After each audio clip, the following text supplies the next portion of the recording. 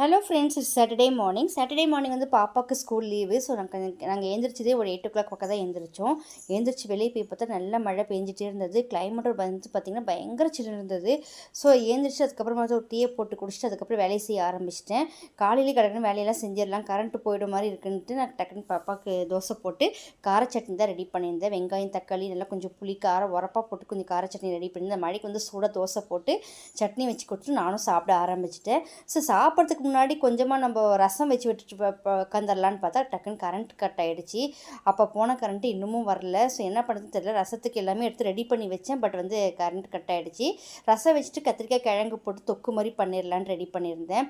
But current வந்து ரொம்ப நேரமாக வரவே இல்லை. ஸோ நானும் சாப்பிட்டு அதுக்கப்புறம் வேலையை செய்யலான்னு ஆரம்பிச்சு சாப்பிட உட்காந்துட்டேன்.